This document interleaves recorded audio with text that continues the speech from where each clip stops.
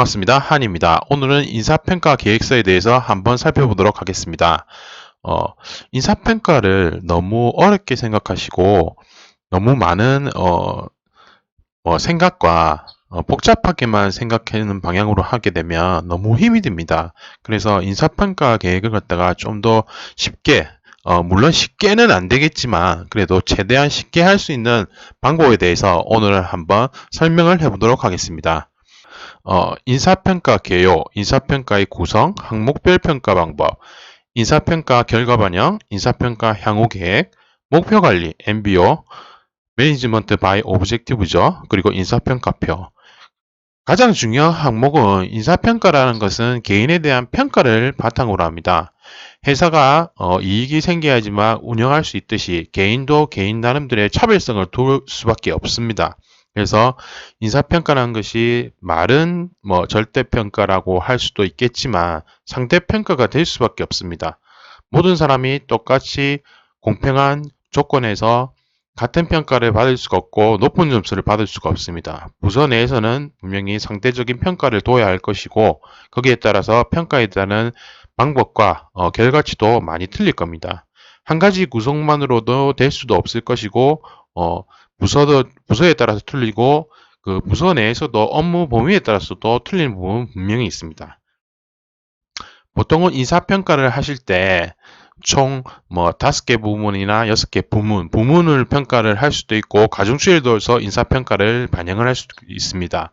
역량평가라든지 업적평가, 그리고 개선제한 평가가 될 수도 있고 교육평가, 그리고 출퇴근 현황 평가는 당연히 들어가겠죠. 이러한 부분 외에도 그 회사의 특성에 맞게 기타 평가까지 포함을 시켜서 이런 식으로 할 수가 있습니다. 인사평가에 대한 평가, 그리고 MBO, 목표관리 평가에 대한 부분이 업적평가가 될 것이고요. 그리고 개선제한 평가가 들어갈 수도 있을 것이고 출퇴근 현황 평가가 들어갈 수도 있을 것입니다. 개선제한 같은 경우에는 출퇴근 평가의 경우에 가중치를 두지 않고도 가점, 감점으로도 가능하겠죠. 역량평가 50%, MBO 30%, 개선제한 10%, 출퇴근, 그리고 기타 가감 플러스 마이너스 알파를 이런 식으로 구성을 두시면 될 것 같습니다. 그 항목별 평가 방법으로는 직급 기준으로 평가를 적용을 해도 될 것이고 직급별로 동일한 평가를 적용을 해서 1차, 2차 평가는 일부 조정권을 시행을 하고 상한선을 정해서 최종 대표이사라든지 이런 부분들이 최종 점수를 산정할 수도 있겠습니다. 그리고 중간 입사자라도 인사평가표를 작성을 하는데 보통은 3개월 이상은 돼야 되겠죠, 최소한. 회사마다 틀리긴 한데 저 같은 경우에는 대기업 중심으로 설명을 안 드리겠습니다. 중소기업 중심으로 설명드리겠습니다. 대기업은 워낙 시스템도 잘 돼 있고 너무 잘 돼 있기 때문에 오히려 더 중소기업 형태에 더 맞을 수도 있습니다. 보통은 6개월 이상을 갖다가 평가 대상자로 잡죠. 왜 그랬냐면 KPI나 핵심 성과 지표나 그런 부분들이 포함이 되어야 되기 때문에 짧은 시간을 통해서 그 사람을 평가하는 것은 많이 부족하다고 판단이 듭니다. 또 비평가자별 평가 단계는 1차 평가자는 보통 팀장으로 두죠. 2차 평가자는 부서장, 그리고 최종 조정은 대표이사 이런 식으로 되고 팀장의 평가 같은 경우에는 부서장이 평가를 하고 최종 조정권자가 평가를 하고 부서장은 보통 바로 최종 조정권자, 말 그대로 대표이사가 평가를 하는 형식으로 하면 될 것 같습니다. MB와 목표관리, 경영 목표 달성을 위해서 조직 구성원의 목표 설정을 두고 설정된 목표에 따라 가중치를 부여해서 가점 및 간점을 부여하는 것이 평가의 방법입니다. 항목별로는 점수 구분에 등급을 주는데 A, B, C, D, E 등급을 주셔도 되고 S, A, B, C, D 이런 식으로 한 5개 정도 구분란을 두시면 좀 편할 것 같습니다. 100에서 91, 90에서 81, 70에서 61, 60 이하 이런 식으로 주시고 보통 60점 그리고 50점 미만은 과락이죠. 거의 평가의 등급의 구분이 안 됩니다. 그런 분들은 그리고 개선 제한 평가라든지 출퇴근 현황 평가 그리고 보상에 대한 사항, 징계 사항에 대한 기타 평가 플러스 마이너스 알파 정도로 두시면 될 것 같습니다. 인사평가 결과 반영 중요하죠. 비평가자의 전년도 연봉 총액 대비해서 대표이사의 결정에 공통적으로 적용된 연봉 인상률을 적용을 하고 비평가자를 상대평가로 4개 등급으로 구분해서 추가 인상률을 적용하면 될 것 같습니다. 구간은 뭐 5%, 추가 인상률 15%, 30%, 50% 잡아놨는데 회사의 특성에 맞게 적게 잡으셔도 상관없습니다. 3%, 5%, 10%, 15%. 평가 등급이 많이 나누고 매출이 좋으면서 실적도 좋고 이익도 많이 나는 회사라면 구간별로 참 높게 잡아도 상관없죠. 그 부분에 있어서는. 그리고 결정 연봉액에서 기준 연봉액 곱하기 100% 플러스 기준 인상률 플러스 주간 인상률 정도로 구성을 하시면 될 것 같습니다. 조정권자는 말 그대로 결정 연봉을 대표이사가 조정하여 최종 반영하는 형태로 하면 문제는 없을 것 같습니다. 그리고 인사평가만 한다고 해서 끝나는 것이 아니죠. 인사평가 향후 계획이 필요할 겁니다. 전체적으로 전사 사업계획을 작성한 조직평가 시스템을 기초로 해서 부서팀 사업계획을 작성을 하면서 거기에 따른 역량, 개인평가 시스템, 각각의 업무 목표, 실행 단계, 면담제도 이런 식으로 다 나와 있는데 말 그대로 사업의 전략적으로 업적 평가와 역량 평가를 나눠서 조직의 역량 부분도 있고 사업부의 역량 부분도 있을 것이고 행동 지표도 될 것이고 나중에 면담제대로도 활용을 할 수가 있고 상벌이 줄 수도 있고 성과급이 될 수도 있고 연봉이 높아질 수도 있고 승진이 될 수도 있고 교육 훈련체계를 바꿀 수도 있고 전환 배치를 할 수도 있고 말 그대로 인사평가 안에는 모든 것이 다 들어가 있어야지만 결과를 활용하는 기초 백데이터가 될 수 있습니다. 이러한 부분을 잘 생각하셔서 기본적으로 인사평가를 하실 때는 기초부터 다루듯이 만드는 말 그대로 인사평가를 만드는 사람, 인사평가를 기획하는 사람이 이런 모든 것을 염두에 두고 만들지 않으면 나중에 아무것도 활용을 할 수가 없습니다. 그리고 제도 공지 교육이 있을 수도 있고 중간 점검 기간이 있을 수도 있고 평가 실시 기간도 있을 수 있고 또 결과 반영. 보통은 이 순차적으로 이러한 부분이 인사평가라는 것은 1년 단위를 점검을 하고 1년도에 그 평가를 실시를 하고 결과 반영은 보통 한두 달 이내에 하는 것을 보통으로 합니다. 회사의 현실에 적합한 제도의 구현 및 운영이 필요합니다. 무조건 대기업이나 좋은 시스템이라서 그게 다 본인 회사에 맞지는 않습니다. 아무리 좋은 시스템과 멋진 제도라 하더라도 자기 회사나 그게 맞지 않으면 아무 소용이 없습니다. 제조업체면 제조업체의 특성에 맞춰야 될 것이고 마케팅 회사, IT 회사, 그리고 일반 판매 회사, 보험회사가 될 수도 있겠죠. 모두가 다 시스템이 틀립니다. 거기에 따른데 원리 원칙은 하나입니다. 인사평가를 하는 것은 말 그대로 그 사람에 대한 평가, 회사에 있는 불만사항을 최소화시키기 위하고 연봉에 반영하기 위한 게 최종 목적이나 마찬가지입니다. 평가제도의 합리성 및 보상의 공정성, 적정성의 확보를 위한 지속적 보완도 필요할 것이고 목표관리 및 성과급 지향, 회사의 목표와 개인의 목표를 연계를 해야 될 것입니다. 그리고 가장 중요한 것 중에 한 가지죠. 제도의 계획 실적 피드백 형식의 300자를 현업에 맞춰서 지속 수정 보완하는 것이 최적의 방법입니다. 처음 시작해서 좀 실패가 있고 뭔가 모자란 게 있을 수도 있겠지만 거기에 너무 목매이지 마십시오. 내년도에는 또 바꾸고 또 바꾸고 또 바꾸고 하면 되는 것입니다. 물론 시스템이 잘 되어 있는 회사는 인사평가 계획서도 무르듯이 시스템처럼 잘 되어 있을 것입니다. 하지만 만약에 새로 시작하고 이 회사에서 해본 적이 없는 그런 회사라면 한 번을 했을 때 한 번에 끝낸다고 생각을 하시면 안 됩니다. 인사평가라는 것은 최소 완벽하게 된다는 보장까지는 없겠지만 3년 정도의 한 바퀴, 두 바퀴, 세 바퀴 정도는 돌아야지만 거기에 맞춰서 그 회사에 맞는 진짜 최적화된 인사평가가 될 수 있습니다. 이러한 것을 항상 염두에 두시고 그런 걸 생각하시면 인사 담당자가 인사평가를 하실 때 무리 없이 반영이 되고 충분한 보상체계와 인사평가가 될 것입니다.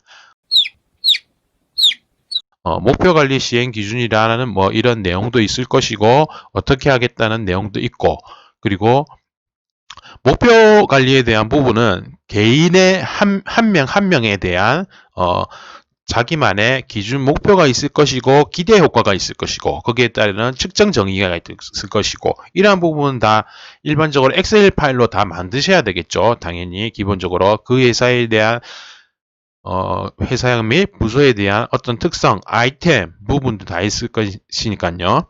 기왕이면 인사평가자는 본인이 이러한 내용을 할 때 좀 내용을 알고 있는 게 아무래도 좋습니다. 사업에 대한 방향이나 그런 것을 알고 있으면 인사평가를 하는데 무리가 없겠죠. 저 같은 경우에는 인사 담당자를 했었지만 주로 15년 이상을 갖다가 기획 파트, 관리 파트에 있었습니다. 경영기획 파트. 그러니까 저 같은 거는 사업 매출 달성이나 매출 목표, 그런 영업 이익적인 부분, 영업에 대한 부분, 숫자에 대해서 빠삭하기 때문에 어느 정도의 매출이 나오고 어느 정도의 개인의 목표를 설정할 때 바로바로 저 같은 경우에는 이해가 바로 되죠. 어떠한 문제나 어떠한 목표를 세우더라도 검증을 할 수 있는 저는 충분한 그런 기초 데이터가 있고 거기에 대한 경험치가 많으니까 한 번만 보더라도 바로 알 수가 있습니다. 이러한 목표 계획 부분도 개인별 부서별로 목표 계획도 세워야 될 것입니다.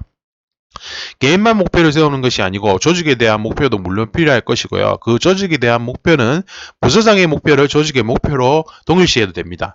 개인별 목표가 있고 개인별 목표를 치를 구성한 내용 중 가장 핵심 성과 지표 중 말 그대로 KPI죠. 핵심 성과 지표, Key Performance Indicator, 핵심적인 성과 지표. 그거를 KPI라고 합니다. KPI 달성률을 달성하기 위해서 각각의 개인이 노력하고 그에 대한 부서도 KPI겠지만 개인별 KPI가 목표 관리와 연계가 되어야 될 것이고 KPI 부분에서 합쳐진 부분이 부서의 목표가 될 수도 있습니다. 이러한 부분을 충분히 고려도 해보셔야 될 것입니다.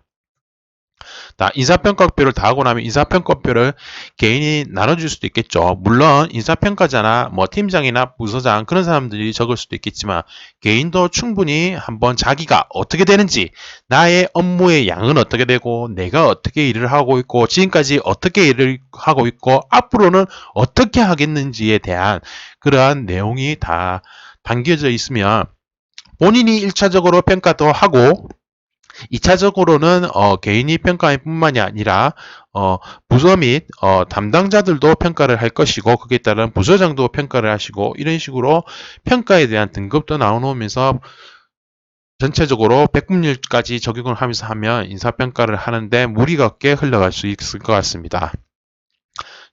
그리고 업무 실적 국가 평가, 뭐 숫자에 대한 부분만 있어서는 안 되겠죠. 업적 기록 평가는 이제 본인이 했던 일을 갖다가 전체적으로 평가를 하고 거기에 따른 부서장의 평가서를 작성하고 서술 평가가 작성될 것이고 1차 및 2차 조정 평가자가 조정권자가 조정에 대한 점수를 적을 수도 있을 것입니다.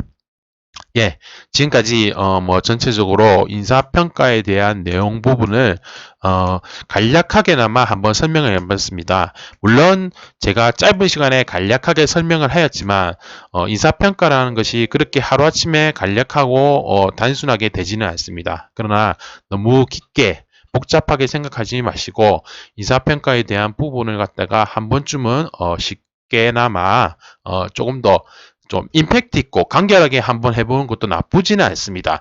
너무 처음부터 어렵게 생각하고 복잡하게만 하고 이렇게 하려고 하면 실제 작성하는 사람들은 너무 끊임없이 생각만 하기도 두서없게 됩니다. 포인트는 딱 두 가지입니다.